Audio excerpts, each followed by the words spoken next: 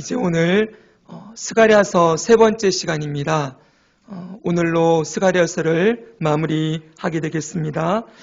먼저 우리 스가랴서는 총 세 번의 말씀이 하나님으로부터 주어진 말씀의 기록이라고 말씀을 드렸습니다.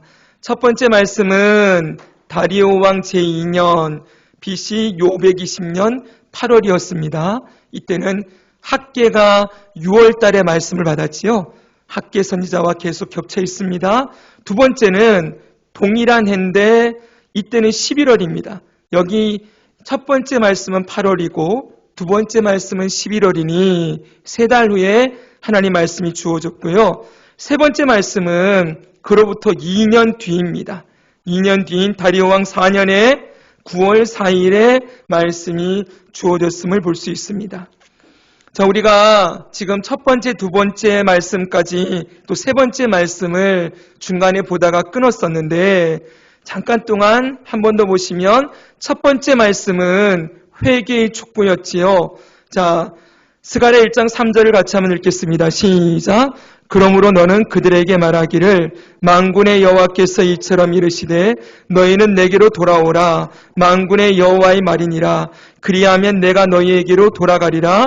만군의 여호와의 말이니라. 아멘. 성전을 한창 지으려고 짓기 위하여 애를 쓰고 있는 이 유다 백성들을 향하여 지금 성전 지은 지 2달 지났습니다. 2달 지난 다음에 스가랴를 통한 하나님 말씀은 성전을 짓고 있는 그들의 마음 중심이 하나님께로 돌아오기를 원하는 거였습니다. 계속 거듭해서 말씀드립니다. 거룩한 일을 하고 있다고 해서 내가 거룩한 사람이 되는 것 아니지요. 일과 우리의 중심이 분리되어 그냥 흘러갈 수 있어요. 하나님은 언제나 우리의 중심이 하나님께로 돌아오기를 원하신다 라는 것을 알 수가 있었습니다. 자, 두 번째 말씀이 세 달 후에 임했습니다. 세 달 후에 임했던 이 말씀은 무엇입니까? 8가지 환상이 주어졌지요. 8가지 환상이 이렇게 쭉 주어졌는데 화석류 나무의 선자부터 내 병거까지 보여줬는데 이 메시지는 뭐였습니까? 성전 재건에 지금 한창 힘을 쓰고 있는 성전 재건이 시작된 지 5개월이 지났습니다. 이 유다 백성을 하나님이 위로하고 격려해 주고 지금 짓고 있는 성전이 얼마나 영광스럽게 될 것인지를 보여주는 것이었지요. 나중에 예수 그리스도를 통하여 이 성전이 영광스럽게 회복될 것을 보여주는 말씀이었어요. 자, 이제 이 말씀까지 임하고 난 다음에 2년의 시간이 흘렀습니다. 자, 이제 세 번째 말씀이 임하게 되는 겁니다. 세 번째 말씀은 7장입니다. 스가랴서가 총 14장까지 있으니까 자, 1장부터 6장까지는 첫 번째, 두 번째 말씀이고요. 이 7장부터 14장까지 여기가 전부 세 번째 말씀이 다 기록되어 있는 거예요. 자, 이때는 다리오 왕 제4년 9월 4일이라고 했습니다. 9월 4일 날 이 한 날에 계속해서 여호와의 말씀이 임하는 내용이 7장부터 14장. 꽤 많죠, 여러분. 네, 7장에 걸쳐서 여호와의 말씀이 기록이 되어 있는데 자, 이 안에는 무슨 말씀이 기록되어 있나 우리가 지난주에 보다 말았죠. 일단 우리가 알아야 될 것은 성전은 4년 동안 지어져요. 그런데 지금 성전을 지은 지 시작한 지 2년이 됐으니까 딱 중간이죠. 그렇죠? 딱 중간 지점에서 하나님이 하루 동안 7장을 내는 말씀을 쏟아내고 있다는 거예요. 그러면 굉장히 중요한 말씀을 하는 거겠죠. 그렇죠? 네. 이 말씀의 내용이 뭐냐 봤더니 3가지가 있었어요. 제가 지난주 1부와 2부로 나누었는데 이번 주 다시 말씀을 연구하다 보니까 3부로 나누는 게 좋겠다는 생각이 들었습니다. 이 세 번째 말씀에는 3가지 주제가 들어있다는 거예요. 1부, 2부, 3부. 세 번째 말씀에 1부는 7장에서 8장인데 한번 읽어볼까요? 시작. 회개의 촉구와 미래의 회복. 또 한 번 회개의 촉구가 나오고 있어요. 계속 하나님은 회개에 돌아오기를 원하시고 계시죠. 그리고 회복에 대한 메시지를 주고 있어요. 그리고 두 번째 2부는 무엇입니까? 9장부터 11장까지 3장인데 여기도 읽겠습니다. 시작. 메시아의 오심과 백성들의 거부. 그리고 12장에서 14장 3부는 메시아의 오심과 그 결과예요. 자, 중복되는 주제가 있죠. 무엇입니까? 메시아. 자, 이 3부의 핵심 내용은 뭐라는 거예요? 메시아에 대한 이야기다. 이걸 하고 있다는 거죠. 이것만 여러분들이 머릿속에 집어넣고 있어도 훨씬 이 스가랴서 뒷부분을 보는 게 조금 수월해질 거예요. 이게 지금 무슨 얘기하냐 그랬더니 메시아 얘기하고 있구나 라고 이렇게 인식을 하고 보면 된다는 것입니다. 자, 지난주에 우리는 1부하고 했고요. 2부 중간까지 하고 이제 오늘 2부 중간부터 나머지 3부를 보게 될 거예요. 그러면 다시 한번 1부를 한번 볼까요? 7장과 8장 회개의 촉구와 미래의 회복에서는 7장에는 금식에 대한 문제가 나왔어요. 이스라엘이 1년에 지금 유다 백성들이 4번을 금식하고 있었어요. 70년 동안 포로 생활 70년 동안 5째 달, 7째 달 금식 여기다가 2번 더 했습니다. 4월과 11월에 금식을 하고 애통하는데 하나님이 이렇게 얘기해요. 그 금식이 나를 위하여 한 것이냐. 그것은 너희를 위하여 먹고 너희를 위하여 마시는 것이 아니냐. 이들이 열심히 금식을 1년에 4번이나 하지만 이 금식의 중심을 다 잃어버렸다는 거예요. 계속해서 주님이 반복하는 건 뭐예요? 종교적인 어떤 형식이나 어떤 예식이 중요한 게 아니고 그 안에 뭐가 담겨 있기를 원해요? 중심이 담겨 있기를 원하죠. 그 금식이 결국 누구 만족이라는 거예요? 자기들 만족을 위하여 금식하고 있다. 이러면서 하나님이 금식을 돌이켜서 중심이 하나님께 드려지는 금식을 하기를 원하신다. 그리고 1년에 4번까지 할 필요 있을까 없을까요? 원래 금식은 1년에 1번이었어요. 대속죄일 날 금식 1번 했는데 이들이 지금 뭐하고 있는 거예요? 종교적 열심으로 4번이나 늘려놓은 거예요. 그거 숫자가 중요한 게 아니라는 거죠. 그렇죠? 정말 주님 앞에 참된 금식을 하는 것인데 금식을 왜 합니까, 여러분? 금식은 내 생명의 주권이 하나님께 있음을 인정하는 거예요. 정말 큰 죄를 범하였을 때 회개함으로 내가 잘못했습니다. 주님, 제 생명이 주님의 것인데 죄로 말미암아 제가 주님을 떠나 있었습니다. 그러면서 자기중심적인 죄를 버리는 거예요. 그리고 하나님께로 돌아가는 거죠. 자기중심적이라는 게 뭡니까? 이건 내 생명을 위한 거거든요. 여러분, 먹는 걸 누구를 위해서예요? 내 몸의 생명의 유지를 위해서 하는 거죠. 근데 이렇게 먹어가지고 생명을 유지했는데 이 유지된 생명을 가지고 내 마음대로 살았단 말이에요. 나의 유익과 만족을 위해 살았습니다. 그걸 돌이키는 거예요. 곡기를 끊는다는 건 생명을 끊는 것과 똑같겠죠. 그렇죠? 내가 내 자신이 주님 앞에 죽었습니다. 나는 죽은 존재와 같습니다. 내 생명을 유지해 주는 분은 오직 하나님밖에 없습니다. 라는 고백을 담아서 드리는 게 금식인데 이 금식조차도 자기 만족을 위해 하고 있는 이들의 죄를 하나님이 지금 지적하시는 것이지요.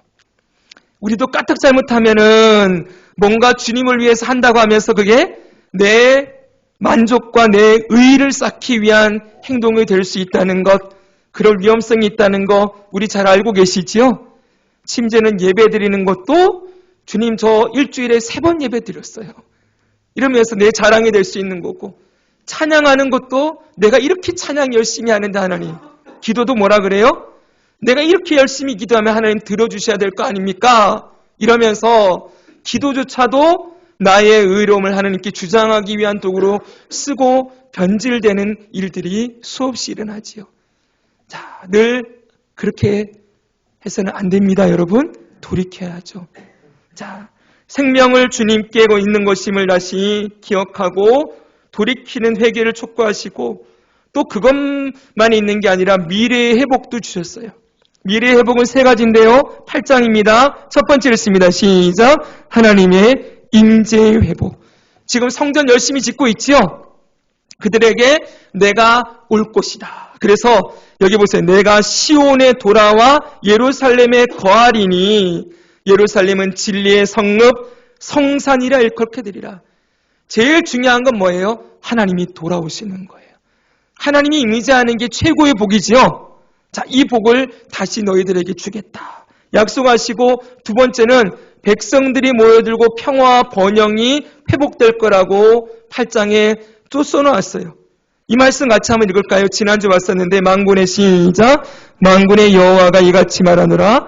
예루살렘 길거리에 늙은 남자들과 늙은 여자들이 다시 앉을 것이라. 다 나이가 많으므로 저마다 손에 지팡이를 잡을 것이요 그 성읍 거리에 소년과 소녀들이 가득하여 거기에 뛰놀리라. 아멘.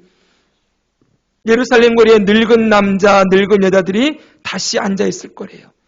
다 나이가 많아서 손에 지팡이 짚고 다닌대요. 이게 무슨 복이냐? 그럴 수 있겠죠. 지난주 설명 기억나십니까? 그동안 전쟁으로 인해서 젊은이들이 다 군대 가니 다 전사를 하고 나니 늙은 사람이 없었어요. 그렇죠. 그리고 아이도 낳을 일이 없었겠죠. 그렇죠. 젊은이들이 다 없어졌기 때문에. 그런데 이제 자연스럽게 그 평화로운 성읍에서 나이가 많아 늙게 되는 사람이 많아지게 되고 거리에 소년과 소녀들이 가득하리라. 12절에는 곧 평강의 씨앗을 얻을 것이다. 포도나무가 열매를 맺으며 땅이 산물을 내며 하늘은 이슬을 내리리니 내가 이 남은 백성으로 이 모든 것을 누리게 하리라 하면서 백성들의 번성과 평화와 번영의 회복에 대한 약속을 주시고 있어요. 세 번째는 세계 열방이 하나님을 찾고 예배한다고 했지요. 지난주 이게 너무 좋았습니다. 여기 보면 이 성읍 주민이 저 성읍에 가서 이르기를 우리가 속히 가서 만군의 여호와를 찾고 여호와께 은혜를 구하자 하면 나도 가겠노라 하겠으며 이 성읍 저 성읍의 사람들이 우리도 여호와께 가서 은혜를 구하고 싶어요 그러면서 하나님 백성들을 따라오는 일이 생긴다는 거예요. 그리고 다른 이방 백성 10명이 유다 사람 하나의 옷자락을 잡고 말하기를 하나님이 너희와 함께 하심을 들었나니 같이 따라합시다. 우리가 너희와 함께 가려 하노라. 너희들에게 하나님이 계시다는 얘기 들었는데 나도 같이 가고 싶다. 그러면서 이방 백성들이 돌아오게 되는 일도 있을 거라고 약속해 놓고 있어요. 여러분 이런 일이 오늘날에도 일어나기를 소망합니다. 네, 이게 바로 7장과 8장 회개를 촉구하시고 또 회복에 대한 미래의 회복에 대한 메시지를 주셨지요. 자, 그리고 이제 2부가 들어갑니다. 2부.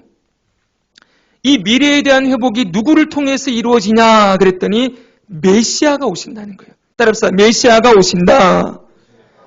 네, 미래의 회복은 메시아의 오심으로 이루어진다. 근데 이 뒷부분 보니까 백성들의 거부라고 돼 있죠. 메시아가 오시는데 백성들이 그분을 거부한다는 거예요. 자, 이게 2부의 내용입니다. 9장에서 11장, 3장인데요. 먼저는 9장과 10장은 메시아의 오심과 그 결과예요. 메시아가 오신다. 우리 9장 9절 지난주에 읽었었지요? 요거 얘기하고 끝냈었는데 9장 9절 같이 읽겠습니다. 시작. 시온에 따라 크게 기뻐할지어다. 예루살렘에 따라 즐거이 부를지어다. 보라 내 왕이 내게 임하시나니 그는 공의로우시며 구원을 베푸시며 겸손하여서 나귀를 타시나니 나귀의 작은 것 곧 나귀 새끼니라. 아멘. 내 왕이 내게 올 것이다. 그분은 공의롭고 구원을 베푸시며 겸손하신 분인데 나귀를 타고 오시는 겸손의 왕이다. 이렇게 선언을 해놓았어요.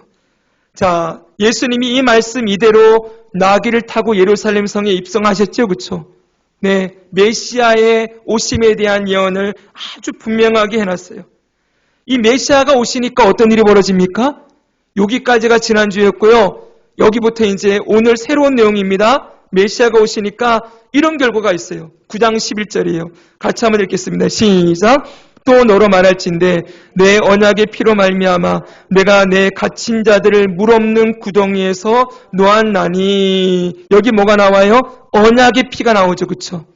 언약의 피로 인해서 갇힌 자들을 구덩이에서 노임을 받게 하는, 자유케 하는 일이 있을 거라고 말씀하고 있지요. 그 왕이신 메시아가 그 피로 백성들을 구덩이에서 끌어내는, 갇힌 자들을 자유롭게 하는 일을 하게 될 것이라고 11절의 말씀에 놓았어요. 또 16절, 17절을 보니까 이렇게 돼 있어요. 이날에 그 메시아가 오시는 날 그들의 하나님 여호와께서 그들을 자기 백성의 양떼같이 구원하시리니 그들이 왕관의 보석같이 여호와의 땅에 빛나리로다. 하나님께서 자기 백성을 구원하실 거래요. 예수님의 이름의 뜻이 뭐지요? 따라합시다. 자기 백성을 저희 죄에서 구원하실 분. 네, 그게 예수의 이름의 뜻이잖아요. 정말 여호와께서 자기 백성을 양떼같이 구원하시는데, 구원하고 나니까 그들이 어떻게 된대요? 왕관의 보석같이 여호와의 땅에 빛나게 된대요. 여러분, 놀라운 말씀이지요. 이 말씀은 이사야 43장에도 동일하게 말씀해 놓았어요. 이사야 43장, 여기 메시아 예언이 적혀 있는데요. 보세요. 내가 내 눈에 보배롭고 존귀하며 내가 너를 사랑하였은즉 내가 내 대신 사람들을 내어주며 백성들이 내 생명을 대신하리니. 그 다음에 있습니다. 시작. 내 이름으로 불려지는 모든 자 곧 내가 내 영광을 위하여 창조한 자를 오게 하라. 그를 내가 지었고 그를 내가 만들었느니라. 아멘. 하나님이 영광을 위해 창조한 그의 백성들, 그들을 어떻게 한다고요? 보배롭고 존귀하며 사랑을 받는 존재로 일으킬 것이라고 약속을 해놓았지요. 이 약속이 바로 예수 그리스도를 통하여서 우리에게 이루어진 것입니다. 아멘이죠, 여러분? 네, 하나님의 눈에 보기에 보배로운 존재로 우리를 만들어 놓으셨죠. 지금 이게 9장의 말씀이거든요. 9장 10장이잖아요. 그렇죠? 여기 보니까 9장 10장까지 이런 내용이 계속되어 있어요. 그런데 문제는 이 뒤에 백성들의 거부가 있다 그랬잖아요. 그렇죠? 이 백성들의 거부는 11장에 나와요. 11장에 가니까 읽어주세요. 11장 시작. 메시아를 거부하는 백성들과 하나님의 심판. 여기가 굉장히 재밌습니다. 1절부터 3절을 보면은요. 자, 여기 보니까 갑자기 분위기가 확 바뀌어요. 메시아가 오셔서 회복과 구원을 주시는 얘기를 막 하다가 갑자기 레바논아 내 문을 열고 불이, 여기 뭐라고 했어요? 불이 내 백향목을 사르게 하라. 너 잣나무여 곡할지어다. 백향목이 넘어졌고 아름다운 나무들이 쓰러졌음이로다. 바산의 상수리 나무들아 곡할지어다. 무성한 숲이 엎드러졌도다 라고 얘기를 해요. 여기 지명이 두 개가 나오는데 여러분, 레바논하고 바산이 나와요. 레바논은 이스라엘의 북쪽이에요. 북쪽 경계선. 그리고 바산은 오른쪽 동평 경계선을 얘기를 하고 있어요. 자, 여기에 어떤 일이 일어납니까? 백향목, 이게 불살라지고 잣나무가 곡하고 백향목이 넘어졌고 여기 상수리 나무들아 곡할지어다 그러지요? 네, 이게 전부 뭘 얘기하느냐?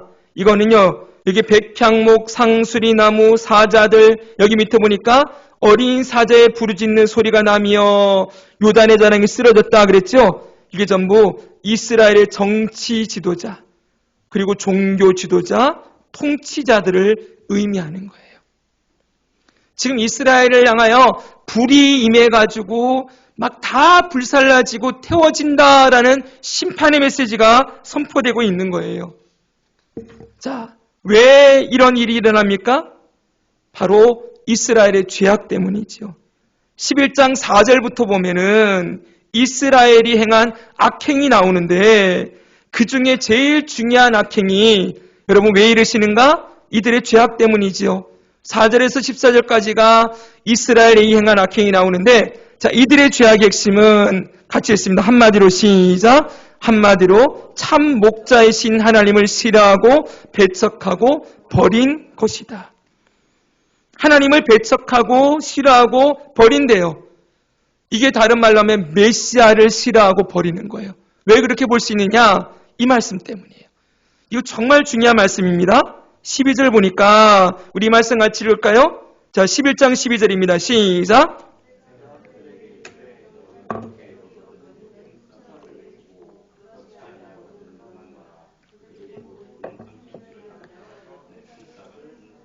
네, 하나님이 말해요. 너희가 나를 좋게 여기거든 품삯을 달아두라 그랬더니 그들이 하나님의 품삯으로 몇 개를 담았대요? 은 30개를 담았다. 이거 어디서 많이 본 거죠? 가룟 유다가 예수님의 값을 은 30에 팔아먹잖아요.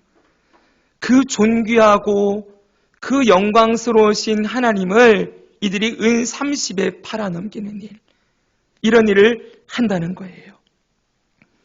여러분, 얼마나 엄청난 일을 하고 있는지 알겠지요? 앞으로 이중렌즈예요. 여기는 하나님의 값을 은 30으로 담아서 계산했던 이 유다 백성들이, 이들의 종교 지도자, 정치 지도자, 이 지도자들이 하나님을 싫어하고 미워하고 값없이 여겼다는 거예요. 이랬던 이들의 모습이 언제로 다시 반복이 되어집니까? 예수님을 십자가에 팔아넘길 때 그 유다 이스라엘 백성들의 모습으로 다시 드러나게 될 것을 미리 보여주는 것이요. 그래서 우리는 이런 내용들을 선지서에서 이런 내용들을 우리가 뭐라 부른다고 했어요? 이중 렌즈라고 한다 그랬잖아요. 따라합시다. 이중 렌즈.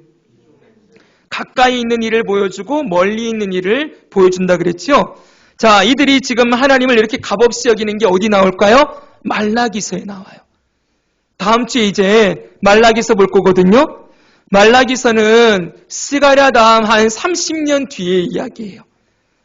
자, 하나님이 이토록 소망의 메시지, 회복의 메시지를 줬는데 그럼 그 다음에 이들이 어떻게 되었을까 궁금하지요. 이들이 말라기서를 딱 보니까 이들이 하나님을 경멸하고 미워하는데 하나님께 제사를 드릴 때요. 미리 말씀드리면 다음 주에 볼 거예요. 제물을 드리는데 눈먼 것, 자리 저는 것, 이런 상한 것을 드리면서 하나님을 사랑한다 이렇게 말하는 거예요, 여러분. 그러면서 이래요. 말로는 하나님 사랑한다 그래놓고 그런 제물들을 드리고 그 다음에 이 하나님께 제물을 구별하여 드리는 걸 이렇게 얘기한대요. 이 얼마나 번거로운 거. 이 얼마나 번거로운 거. 그 구원의 하나님을, 그 영원한 죄에서 건져주신 그 하나님을 잘 섬기는 것처럼 하다가 조금 시간이 지나니까 또 형식과 매식에 빠지고 습관에 빠져서 이제는 하나님께 제물 드리는 게 번거롭다 그러는 거예요. 이랬던 이들이 나중에는 예수 그리스도까지 은 30에 파는 일을 하게 되는 것을 미리 보여주고 있는 것이죠. 참 기가 막힌 얘기죠, 여러분. 네. 자, 그러면서 그 다음에 보십시오. 근데 하나님이 어떻게 하십니까? 여호와 나의 하나님이 이르시되 너는 잡혀 죽을 양떼를 먹이라. 이렇게 말씀해요. 4절에 보니까.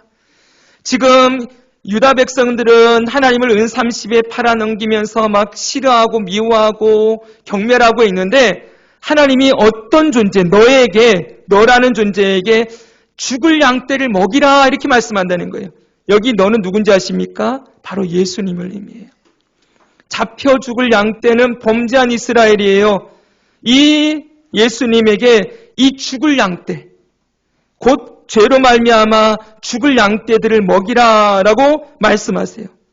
그랬더니 너가 이 너로 지칭되는 이 메시아, 목자, 예수님 뭐랍니까? 내가 그랬어요. 7절에 보니까 잡혀 죽을 양떼를 먹이니 참으로 가련한 양들이라. 그 다음 읽겠습니다. 시작. 내가 막대기들을 취하여 하나는 은총이라 하며 하나는 연합이라 하고 양떼를 먹일세. 바로 예수 그리스도가 은총, 그리고 한쪽에는 연합. 뭡니까 여러분? 은총은 은혜죠, 그렇죠? 은혜로 이들을 먹이고 잡혀 죽을 양떼. 그리고 한쪽은 연합이 뭡니까? 하나님과 사람 사이에 서서 서로 중보자의 역할을 하면서 화목하게 하는, 하나님과 연합하게 하는 일을 하면서 이 잡혀 죽을 양떼를 먹이는 일을 한다는 거예요. 참 귀하죠, 여러분. 이게 전부 예수님 이야기예요. 그런데 그리고 또 뭐라는지 아십니까? 또 하는 게 있어요. 8절에 보니까 이건 좀 어려운 내용이에요. 여기 보니까 내가 그 새 목자를 제거했으니, 이 메시아가 하는 일이 새 목자를 제거한대요. 새. 이는 내 마음에 그들을 싫어하였고 그들을 마음에도 나를 미워하였음이라. 새 목자를 제거하는데 바로 거짓 선자들을 의미해요.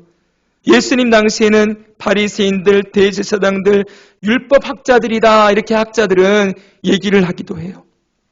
예수님을 미워하고 싫어하는 자들, 거짓 선자들, 바리새인들, 대제사장들, 율법 학자들, 서기관들, 이들을 제거하는 일을 예수님이 하신다는 것이지요. 자, 예수님이 너무 귀한 일을 하지 않습니까, 여러분? 네. 그런데 이들이 어떻게 합니까? 이런 목자를, 잡혀 죽을 양들을 은총과 연합으로 먹이고 있는 이 목자를 어떻게 해요? 바로 은 30에 팔아넘기는 거예요. 그게 12절이에요. 다시 보십시오. 내가 그들에게 이르되 너희가 좋게 여기거든 내 품삯을 내게 주고 그렇지 아니하거든 그만두라. 그들이 곧 은 30개를 달아서 내 품삯을 삼은지라. 이렇게 선한 목자가 되신 예수 그리스도를 은 30에 팔아넘기는 일을 하는 것이지요. 그래서 이렇게 한 결과가 뭐겠습니까? 심판이에요, 심판. 하나님이 은총과 연합의 막대기를 꺾으시겠다, 이런 말씀하세요. 자, 10절 14절 같이 읽겠습니다. 시작. 이에 은총이라 하는 막대기를 취하여 꺾었으니 이는 모든 백성들과 세운 언약을 폐하려 하였음이라. 내가 또 연합이라 하는 둘째 막대기를 꺾었으니 이는 유다와 이스라엘의 형제의 의리를 끊으려 함이었느니라. 아멘. 은총을 꺾어서 언약을 폐하고 연합을 꺾어서 이 형제의 의리를 끊게 하였다, 이렇게 말씀하고 있어요. 하나님이 이 메시아를 거부하는 이들을 심판하실 것이라는 말씀을 주고 있는 거죠.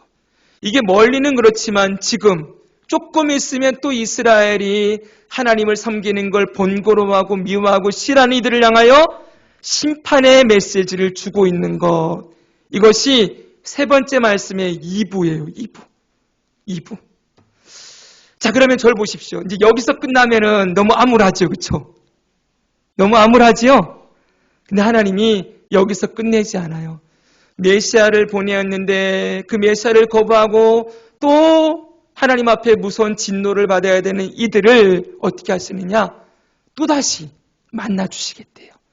또다시 이들에게 메시아를 통한 구원을 주시겠다라는 또 회복의 약속을 그 다음 3부에서 주고 있다는 거예요. 자, 이것이 세 번째 말씀 2부의 내용이다. 하나님은 메시아를 보내셔서 회복을 주시지만 결국 그 메시아를 거부하는 그들을 심판하실 것이다. 근데 여기서 끝나지 않고 3부가 온다는 거예요. 12장에서 14장 마지막 뒷부분 멋지지요? 자, 3부를 보겠습니다. 12에서 14장 읽겠습니다. 시작.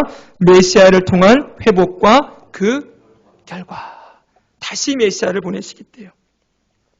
자, 여기는 총 5개 주제가 들어있는데요. 자, 같이 한번 읽겠습니다. 시작. 하나님이 예루살렘을 구하시고 대적을 쳐부숨. 자, 12장 1절부터 보니까는요. 보라, 내가 예루살렘으로 그 사면 모든 민족에게 취하는 잔이 되게 할 것이다. 그날에는 내가 예루살렘을 모든 민족에게 무거운 돌이 되게 하리니 그것을 드는 모든 자는 크게 상할 것이다. 예루살렘이 모든 민족을 취하게 하는, 이 취하게 한다는 건 진노의 잔에 취하게 한다는 거예요. 하나님의 심판의 도구로 예루살렘을 쓸 것이고 모든 민족에게 무거운 돌이 되게 한대요. 무거운 돌이 돼서 이 돌이 탁 가서 대적을 치면 대적이 완전히 깨트려지는 그런 도구로 사용하시고 예루살렘을 회복시킬 것이다 라고 말씀하고 있는 것이지요. 자, 이렇게 다시 한번 하나님이 이스라엘을 다시 회복시키실 것이다 라고 말씀을 주시니까 그 다음 어떻게 합니까? 백성들이 애통과 회개로 응답하게 될 것이라는 메시지를 주세요. 여러분, 이건 지금 아직 일어나지 않은 거예요. 앞으로 일어날 일들입니다. 아시겠죠, 여러분? 앞으로 일어날 일들인데 백성들이 어떻게 되느냐 했더니 자, 이런 일을 한다는 거예요. 여기 너무 중요해요. 12장 10절입니다. 같이 읽습니다. 시작. 내가 다윗의 집과 예루살렘 주민에게 은총과 간구하는 심령을 부어주리니 그들이 그 찌른 바 그를 바라보고 그를 위하여 애통하기를 독자를 위하여 애통하듯 하며 그를 위하여 통곡하기를 장자를 위하여 통곡하듯 하리로다. 아멘. 하나님이 다윗의 집과 예루살렘 주민에게 뭘 주신대요? 은총과 간구하는 심령을 부어주시겠대요. 회개하는 심령이지요. 회개하는 심령을 부어주니까 어떤 일이 일어납니까? 그들이 그 찌른 바 그를 바라보고 이 그 찌른 바 그를 바라보고는 뭐라는 거예요? 그들이 찌른 분을 바라보게 된다는 거예요. 그들이 찌른 분이 누굽니까? 예수 그리스도. 은 30에 팔아넘겼던 그분을 다시 바라보게 되고 그리고 그 안에 애통과 회개가 일어난다는 거예요. 마치 장자를 잃은 것처럼 그렇게 아파하며 죄를 애통해하고 회개하는 일이 일어나게 될 것이다. 자, 회개에 대한 약속을 하나님이 주시고 있습니다. 자, 그리고 세 번째는 하나님이 이런 일 하신대요. 13장을 들어가니까 자, 읽어주세요. 시작. 하나님이 백성들의 죄를 씻어주시며 우상 숭배와 거짓 예언의 흔적을 남김없이 제거하실 것이다. 자, 보십시오. 하나님이 백성들의 죄를 씻어주신대요. 13장 1절 2절 같이 읽습니다. 시작. 그날에 죄와 더러움을 씻는 셈이 다윗의 족속과 예루살렘 주민을 위하여 열리리라. 만군의 여호와가 말하노라. 그날에 내가 우상의 이름을 이 땅에서 끊어서 기억도 되지 못하게 할 것이며 거짓 선지자와 더러운 귀신을 이 땅에서 떠나게 할 것이라. 아멘. 멋진 말씀이죠, 여러분. 죄와 더러움을 씻는 셈이 열리게 된대요. 누굽니까? 예수 그리스도. 그분이 우리의 샘물이 되셔서 생명수를 주시고 죄를 씻는 그 피로 죄를 씻는 그 셈이 열리게 된다. 그리고 우상과 거짓 선지자 더러운 귀신들 떠나게 하신다. 이거 전부 예수님에 대한 이야기잖아요. 그렇죠, 여러분? 네, 그렇게 바로 예수 그리스도를 통하여서 이런 일을 하게 된다고 말씀하고 또 재미있는 게 있어요. 여기 보니까 모든 사람들이 진리 가운데 서게 돼요. 13장 3절입니다. 이거는 해석을 안 하면 도저히 무슨 말인지 모르는 말이에요. 잘 보세요. 사람이 아직도 예언할 것 같으면 그 낳은 부모가 그에게 이르기를. 어떤 사람이 예언하는데 그 부모가 그 예언하는 자식을 책망한다는 거예요. 어떻게 책망하는지 보세요. 내는 지금 예언하는 아들입니다. 여호와의 이름을 빙자하여 거짓말을 하니 살지 못하리라 하고 낳은 부모가 그가 예언할 때 칼로 그를 찌르리라. 너무 무서운 말인데 아들이 여호와의 이름을 빙자해서 거짓 예언하는 거짓 선지자인 거예요. 근데 그걸 그 부모가 내버려 두지 않는다는 거예요. 그가 거짓 예언할 때 칼로 찌르는 것처럼 그 거짓 예언을 끊어내는 일이 있을 거라고 얘기하지요. 여러분, 분명한 진리 가운데 사람들이 서게 된다는 거예요. 거짓 선지자들, 거짓 예언이 다 무너지게 되는 일이 있을 것이다. 자식이라 할지라도 거짓 진리를 끊어내는 일이 있게 될 것이라고 말씀하고 있어요. 여러분, 예수님이 오셔서 그 당시 바리새인들 그리고 서기관들 잘못 예언하고 잘못 말씀을 가르치는 이들을 책망하시죠, 그렇죠? 책망하시면서 진리 가운데로 인도하는 일을 예수님이 하셨잖아요. 네, 바로 그런 일들이 있게 될 거라고 말씀하고 있는 거지요. 그리고 그 다음에 언약을 다시 선포해요. 13장 9절입니다. 이 말씀 너무 중요합니다. 만군의 여호와가 말하노라. 칼아 꿰어서 내 목자 내 짝된 목자를 치라. 일단 여기 보세요. 그들이 내 이름을 부르리니 내가 들을 것이며 나는 말하기를 이는 내 백성이라 할 것이요 그들은 말하기를 여호와는 내 하나님이시라 하리라. 자, 따라합시다. 하나님은 나의 왕.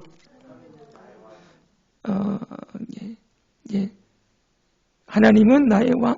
그리고 우리는 그의 백성. 이런 거예요. 그러니까 나는 너희의 하나님이 되고, 이거죠. 같이 합시다. 나는 너희의 하나님이 되고, 너희는 내 백성이 되리라. 이 언약이 구약시대 전체에 흘러내려오는 내용이에요. 이 언약이에요. 출애굽기에서 시내산에서 언약을 맺을 때 하나님 하신 말씀이 뭐예요? 나는 너희의 하나님, 너희는 내 백성이다. 내가 왕이고 너희는 내 백성이다. 이 하나님 나라의 왕과 백성된 언약 관계 속으로 이스라엘을 인도하셨거든요. 지금까지 근데 이스라엘이 어떻게 했습니까? 하나님을 계속 버렸죠, 그렇죠? 왕이신 하나님 버리고 우상 숭배하고 헛된 것들을 섬겼는데 이제 뭐 하시겠다는 거예요? 예수님이 오시면 진짜 하나님의 백성들이 만들어지는 일이 있게 될 거라고 말씀하고 있는 거죠. 그런데 여러분, 그 일이 참 고통스럽게 이루어져요. 무슨 말이냐면은 만군의 여호와가 말하노라. 앞에 보세요. 칼아 깨어서 내 목자, 내 짝된 목자를 치라. 목자를 치면 양이 흩어지려니와 작은 자들 위에는 내가 내 손을 들이우리라. 여러분, 하나님이 그 목자를 치게 되는 일이 있을 거라는 거예요. 이 목자를 치면 양이 흩어진대요. 이것도 어디서 봤던 말씀이지요. 예수님이 여러분 목자를 치라는 말씀은 예수님이 죽으시는 걸 의미해요. 예수님이 이 말씀을 그대로 인용해요. 스가랴 말씀입니다. 마태복음 26장 31절에 보니까 그때 예수께서 제자들에게 이르시되 오늘 밤에 너희가 다 나를 버리리라 기록된 바 내가 목자를 치리니 양의 떼가 흩어지리라 하였느니라. 하나님께서 그 아들 예수를 십자가에 못 박아 죽임으로 목자를 치고 양들이 흩어지는 일, 십자가 사건을 얘기하고 있어요. 이 십자가 사건이 일어나니까 어떤 일이 벌어집니까? 그 다음 보세요. 여호와가 말하노라. 이 온 땅에서 3분의 2는 멸망하고 3분의 1은 거기 남으리니. 그때 많은 사람들이 예수님 떠나서 도망갔죠. 그렇죠? 예수님이 십자가를 죽으실 때 부인하고 도망가고 그런데 3분의 1은 남았대요. 이 3분의 1 남은 사람들은 어떻게 합니까? 내가 그 3분의 1을 불 가운데 던져 은같이 연단하며 금같이 시험할 것이라. 자, 3분의 2는 도망가고 3분의 1 소수만 남았어요.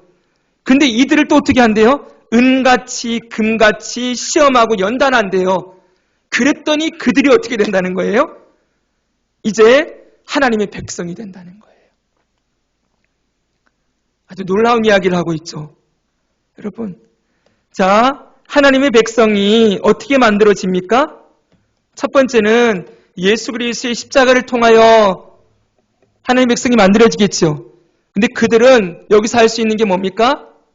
첫째는 하나님의 백성은 하나님이 만드시는데 예수님을 통하여. 두 번째가 뭐예요? 그들은 소수다라는 거예요.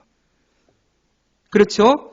그리고 그 소수는 어떻게 합니까? 세 번째로 하나님이 금과 같이 은과 같이 연단시키신다 라는 내용이 나오죠. 네 번째가 뭐예요? 그들이 결국 하나님의 백성이다 라는 얘기를 하고 싶다는 거예요. 여러분, 구약에서도 고난을 통과하여 하나님의 백성을 만드는 이야기가 나오고 있고 신약에도 그 이야기가 똑같이 나오죠. 그렇죠? 예, 예수님의 제자들이 고난과 핍박을 통해서 그들이 하나님의 백성으로 세워지는 일들을 보여주고 있잖아요. 네, 똑같은 메시지를 던지고 있는 거예요. 여러분, 하나님의 백성은 어떻게 만들어집니까? 바로 시험을 통해, 연단을 통해 하나님의 백성이 만들어지는 일이 있게 될 것이다 라고 말씀하고 있는 거예요. 여러분, 너무 기가 막히지 않습니까? 네, 구약이나 신약이나 다른 이야기 하지 않아요. 하나님의 백성은 고난을 통과하는 믿음을 통해 그가 하나님의 백성으로 세워지고 그 고난받는 것이 바로 하나님 백성의 증거다라는 얘기를 하고 있는 거예요. 메시아를 따르는 자들은 반드시 은과 같이 금과 같이 연단을 받습니다. 아멘. 예수 믿어도 장을대고 행복하고 기쁘고 장수하고, 여러분 그렇게 말하지 않아요? 너희는 나와 함께 고난을 받으라. 세상이 너희를 미워할 것이다. 분명히 말씀하지요. 그렇게 메시아를 통하여 회복될 하나님의 언약 백성들이 세워질 것을 말씀해 주고 있어요. 자, 이게 지금 메시아의 오심에 대한 이야기죠. 다시 메시아가 오시면 어떤 일이 일어난다고요? 첫 번째 뭐예요? 예루살렘을 구하시고 대적 원수를 무너뜨려요. 그리고 백성들이 애통과 회개로 응답을 하지요. 그리고 백성들의 죄를 씻어주시고 우상 숭배, 거짓 연, 거짓 진리들을 다 무너뜨리죠. 그리고 또 뭐합니까? 다시 하나님의 백성을 만드는 일 하실 거라는 거예요. 그리고 이제 14장입니다. 드디어 14장, 그렇게 메시아가 오신 그 결과가 14장이라는 거예요. 14장을 하기 위해서 우리는 여기까지 왔습니다. 이 14장이 굉장히 중요한 내용을 우리에게 알려주고 있거든요. 자, 14장 1절에서 8절, 여기 다 적지 못했어요. 근데 보니까 1절에 보니까 따라합시다. 여호와의 날이 이르리라. 이 여호와의 날이라는 이 구절이 나오거든요. 이건 여러분들이 선지서를 보다 보면 굉장히 많이 보게 될 거예요. 여호와의 날. 근데 이 날은요, 이중 구조를 가지고 있어요. 한쪽, 메시아를 거부하고 하나님을 거부하는 자들에게는 심판의 날이에요. 근데 그 메시아를 인정하고 하나님을 왕으로 모시는 자들에게는 회복의 날인 거예요. 자, 그걸 어떻게 설명해 놓았냐? 그날에는 빛이 없겠고 광명한 것들이 떠날 것이다. 여호와께서 아시는 한 날이 있으리니 낮도 아니요 밤도 아니라 어두워갈 때에 빛이 있으리로다. 따라합시다. 어두워갈 때에 빛이 있다. 네, 그날에는 빛이 있을 거라는 거예요. 여기 빛이 없겠고라고 했는데요, 정확하게 말하면 빛이 필요 없겠고 이런 말이에요. 어둠 속에 정말 진짜 빛이 등장하게 될 거라는 거예요. 그 여호와의 날에. 자, 이것을 이사야 60장 19절에는 이렇게 얘기했어요. 다시는 내 해가 지지 아니하며 내 달이 물러가지 아니할 것은 같이 읽습니다. 여호와가 시작. 여호와가 내 영원한 빛이 되고 내 슬픔의 날이 끝날 것이다. 이렇게 말씀하고 있어요. 여호와가 내 영원한 빛이 된다. 빛이 필요 없어요. 그리고 어두워져 갈 때 빛이 있게 될 것이다. 자, 빛을 비춘다는 거죠. 요한복음 1장에 보면은 예수님은 뭐라 그래요? 네, 말씀이다 말하고 빛이라 말씀하시죠. 그렇죠? 네. 자, 그 예수님이 오시고 그 다음 뭐라고 해요? 그날에 생수가 예루살렘에서 솟아나서 절반은 동해로 절반은 서해로 흐를 것이나 여름에도 겨울에도 그러하리라. 그날에 여호와의 날에 생수가 흐를 거래요. 빛이 있고 생수가 흐른다. 생수 그러면은 우리 예수님 생각나잖아요. 그렇죠? 예, 예수님 뭐라고 합니까? 예수님이 이렇게 말씀하시죠. 요한복음 7장 37절에 39절 같이 한번 읽겠습니다. 명절 끝날 시작. 명절 끝날 곧 큰 날에 여호와께서 서서 외쳐 이르시되 누구든지 목마르거든 내게로 와서 마시라. 나를 믿는 자는 성경의 이름과 같이 그 배에서 생수의 강이 흘러나오리라 하시니 이는 그를 믿는 자들이 받을 성령을 가리켜 말씀하신 것이라. 아멘. 여기 보세요. 나를 믿는 자는 해놓고 성경의 이름과 같이 그랬어요. 따라합시다. 성경의 이름과 같이. 성경에 미리 써놨다는 거예요. 이 뭐예요? 스가랴서. 자, 바로 이 본문. 다시요. 뭐라고 했어요? 그날에 생수가 예루살렘에서 솟아나서 절반은 동해, 서해, 여름, 겨울에 흘러가게 될 것이다. 지금 이 말씀을 그대로 해놓았다는 거예요. 그것처럼 어떻게 한대요?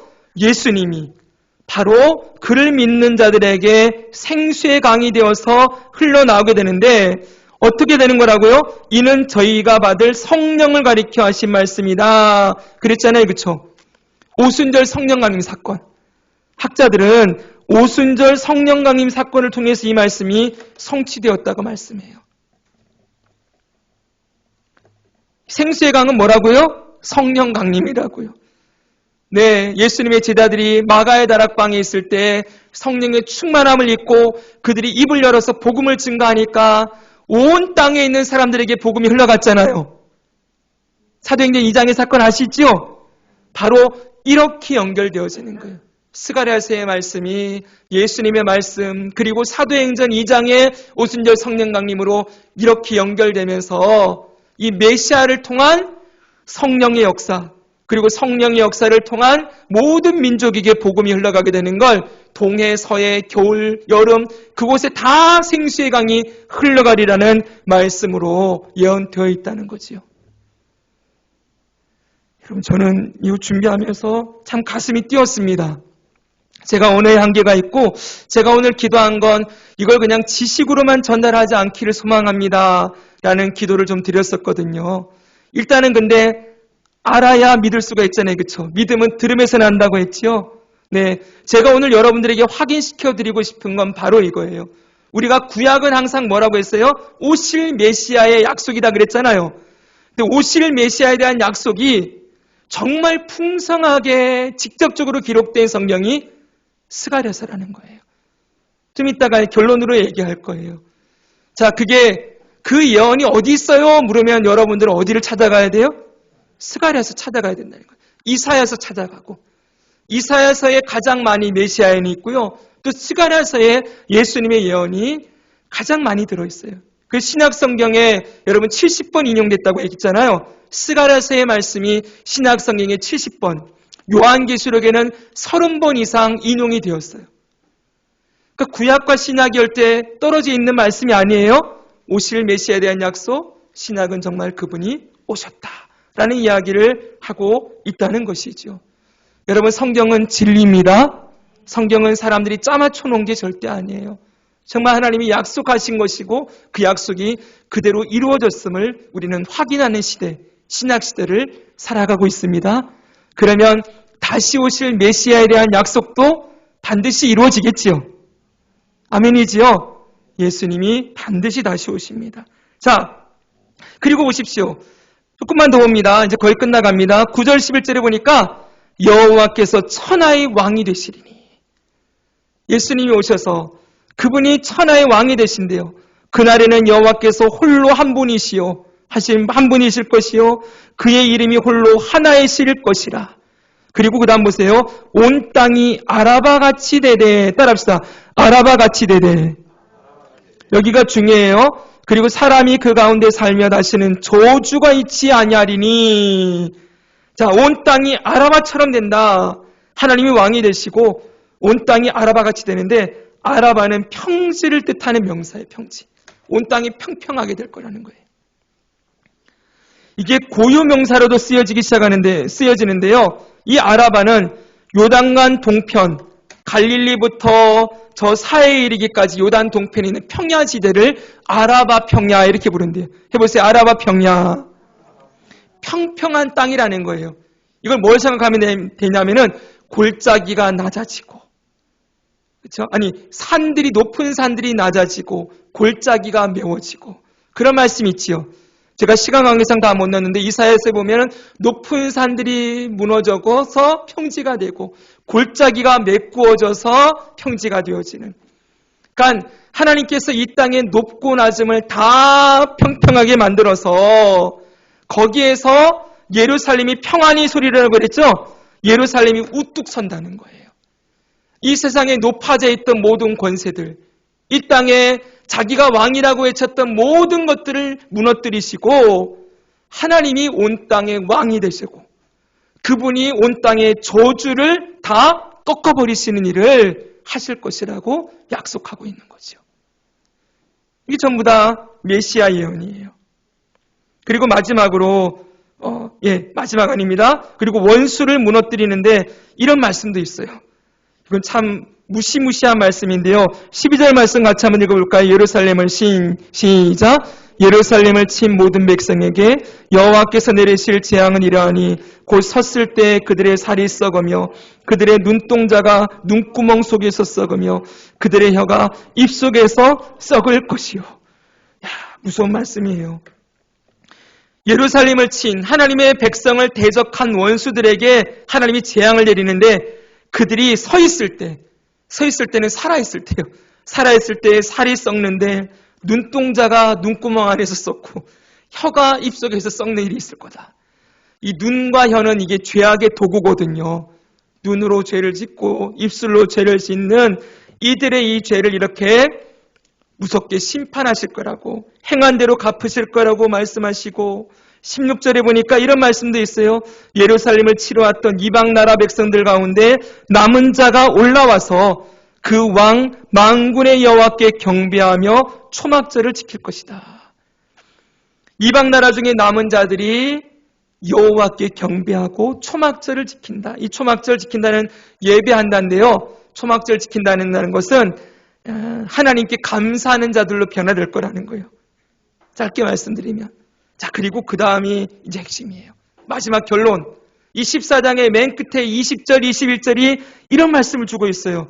이거 너무 멋진 말씀이에요. 그날에는, 잘 들어보세요. 말 방울에까지 여호와께 성결이라 기록될 것이라.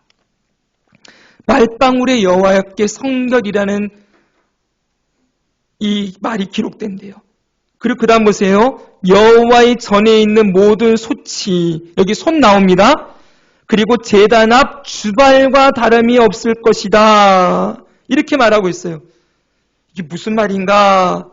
자, 보십시오. 여기 제가 출애굽기 28장을 적어놨어요. 이건 제사장의 의복에 대한 말씀이에요. 같이 읽겠습니다. 시작.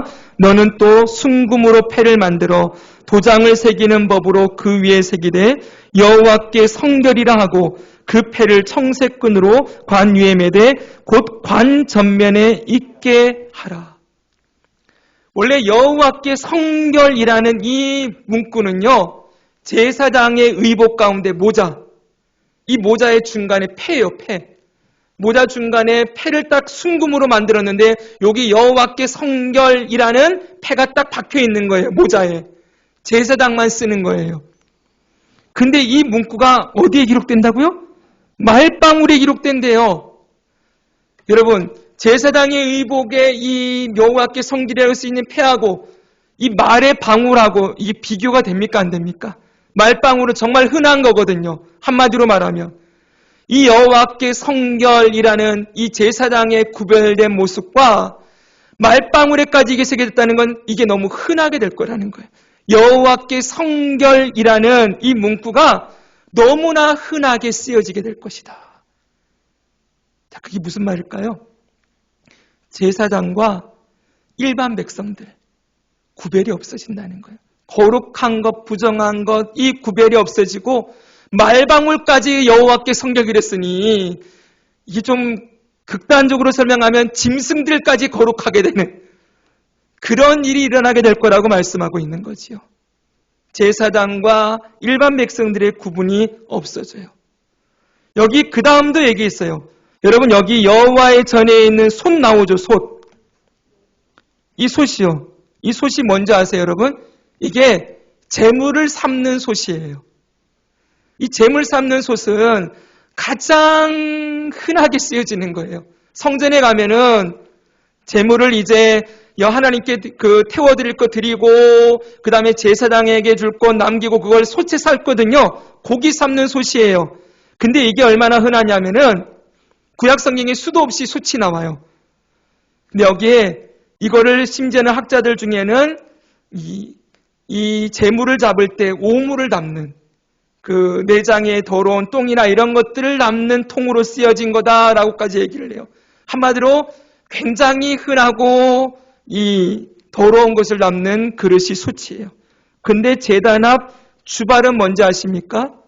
이 제단 앞 주말은 바로 하나님의 성전 안에 속죄수에 뿌릴 제물의 피를 담아두는 그릇이에요. 여러분, 솥하고 이 주발은 엄청난 차이죠. 하늘과 땅 차이죠. 솥은 제물의 오물을 담는 거고 주발은 뭐예요? 속죄수에 뿌릴 피를 담는 거예요. 얼마나 거룩합니까? 근데 이게 구별이 없을 거래요. 이 솥이 모든 솥이 제단 앞 주발과 다름이 없을 것인즉 유다와 예루살렘과 유다의 모든 솥이 만군의 여호와의 성물이 될 것이다. 성물. 솥이 성물이 된대요. 제사 드리는 자가 와서 이 솥을 가져다가 그것으로 고기를 삶으리라. 그날에는 만군의 여호와의 전에 가나안 사람이 다시 있지 아니리라. 이방인이 없게 될 것이다. 라고 말씀하고 있는 거예요. 이게 스가랴서의 결론이에요. 자, 다시 보십시오. 정리합니다. 대제사장이 쓰는 머리의 관과 말방울을 비교해 보세요. 이 둘의 가치가 비교가 됩니까? 엄청난 차이가 있죠. 그렇죠? 그럼에도 불구하고 그날에는 메시아가 오시고 난 이후에는 말방울에도 여호와께 성결이라 써놓고 살아가게 된다는 거예요. 솥과 주발도 마찬가지지요. 성전의 솥은 제물을 삶는 거고 솥을 거룩하다고 말한 적은 한 번도 없어요. 주발은 거룩해요, 여러분. 그런데 성전에서 제일 천한 그릇인데 이 둘이 용도가 너무나도 크지만 그날에는 구별이 없어지게 된다는 것. 따라합시다. 구별이 없어진다. 거룩한 것과 더러운 것의 구별이 없어진다는 거예요. 어떻게 그렇게 될까요? 그 다음 보세요. 그 나라는 전부 거룩한 것만 있기 때문에. 말방울까지도 제사장이 쓰는 관처럼 존귀한 거룩과 영광이 나타나게 된다. 그냥 제물을 삶고 짐승들의 오물을 받던 천한 그릇조차도 너무나 거룩하고 성결하게 하나님을 섬기는 도구로 사용되는 역사가 일어나게 된다는 거예요. 그 밑에 같이 읽습니다. 시작. 천한 것, 귀한 것도 없고 높은 것, 낮은 것, 거룩한 것도 속한 것도 없이 모든 경계가 허물어지면서 모든 백성의 삶이 하나님을 섬기는 삶이 된다. 모든 것, 모든 일, 모든 도구를 가지고 하나님을 섬기는 역사가 일어나게 된다는 거예요. 이거를 우리가 배웠던 말로 하면 성화를 얘기하는 거예요. 모든 더러운 속과 같은 자들, 이런 자들이 예수 그리스도 안에서 정결하게 되고 저주가 끊기고 회복되어져서 하나님이 쓰시는 귀한 그릇으로 변화되는, 주발과 솥이 구분이 없어지는 그렇게 거룩한 모습으로 변화될 거라는 것. 우리가 제사장이 아니죠, 그렇죠?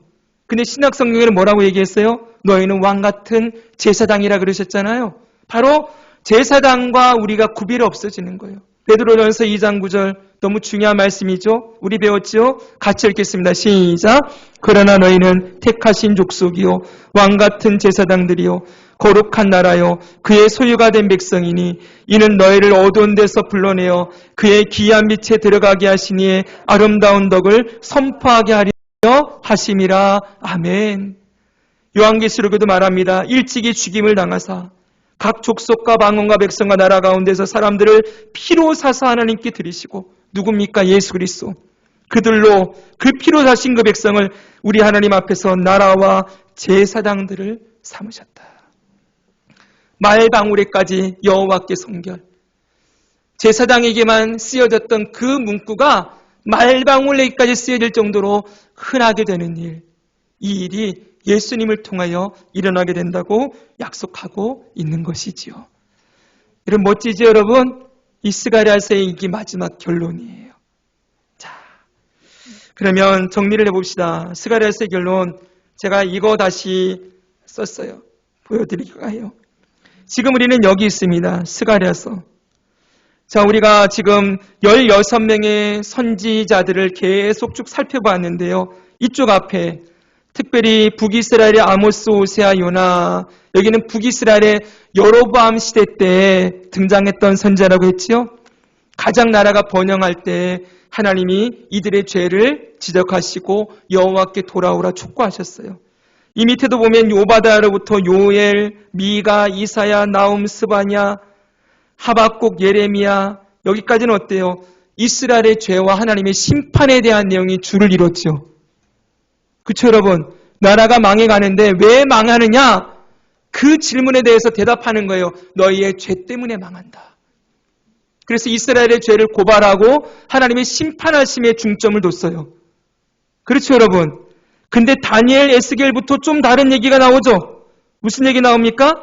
하나님의 회복이 나와요. 포로 생활에서 회복하게 될 것이다. 하나님이 임재가 다시 회복될 것이다. 그리고 하나님의 나라만 영원하게 될 것이다. 이런 얘기 하잖아요. 그렇죠, 여러분? 그리고 이제 학계 스가랴에서 뭐라고 있는 거예요? 특별히 스가랴에서 메시아를 보내셔서 너희를 회복해 주신다.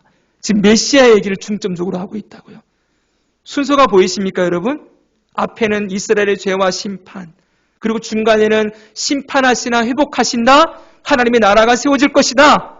그리고 학계 스가랴에서는 특별히 스가랴에서 그 하나님의 나라의 회복이 메시아를 통하여 일어나게 될 것이다. 이 얘기를 중점적으로 한다는 거예요. 그리고 말라기 다음에 누가 오시는 거예요? 메시아가 오시는 거지요. 참 기가 막힌 말씀 아닙니까, 여러분? 그래서 선지서의 주제 우리가 5개를 계속 살펴봤는데요. 이제 말라기만 남았어요. 지금 이스라엘의 죄를 깨닫게 하고 회개 촉구하고 이런 내용들은 앞에 선지서들이 얘기를 했고요. 스가랴서는 특별히 뭘 얘기하고 있어요? 메시아가 올 것이다. 심판하시나 구원하신다는 메시지와 함께 메시아가 올 것이다. 그리고 하나님의 나라를 그분이 세울 것이다. 이런 얘기들을 중점적으로 하고 있다는 것이죠. 자, 하나님은 약속의 하나님이십니다. 그 약속을 신실하게 우리에게 지키시는 하나님이시지요. 이 하나님의 약속 가운데 있음을 알고 마지막으로 우리의 회복이 누구를 통해서 일어났어요? 예수님을 통하여. 그 예수님이 무슨 일 하십니까? 우리를 그 속되고 더러웠던 우리들을, 더러운 속과 같았던 우리들을 어떻게 해요? 여호와의 성전에 피를 담는 주발처럼 거룩하게 회복시키시고 우리를 제사장으로 삼으셔서 하나님 앞에 언제든지 예수님의 피를 통하여서 나아갈 수 있는 은혜를 우리에게 입혀 주셨습니다. 그 은혜가 우리에게 있음을 기억하고 하나님 앞에 설 때마다 감사의 고백을 드립시다. 그래서 저는 스가랴서의 총 결론을 이렇게 내렸어요. 같이 한번 읽을까요? 시작. 스가랴서는 성부, 성자, 성령 하나님을 통하여 온 땅에 구원을 주시는 하나님의 회복과 구원의 메시지이다. 아멘. 스가랴서 보니까 성부 하나님도 나오고요. 하나님의 구원의 계획, 성자 메시아 예수님을 통해서 구원이 이루어지지요. 그리고 그분이 성령을 보내시겠다. 이런 내용들이 다 나오는 거예요. 성부, 성자, 성령을 통하여 우리에게 구원을 주시는 하나님의 구원의 메시지, 약속인 것이지요. 자, 이 약속이 우리에게 주어졌음을 우리가 기억하고 우리 살아있는 동안 예수님 더 사랑하고 하나님을 사랑하는 자가 되고 이 구원의 주님을 증거하고 나누어서 주님 오시는 그날까지 약속을 붙들고 믿음을 지키며 살아가는 우리 모두가 되기를 주님의 이름으로 축복합니다.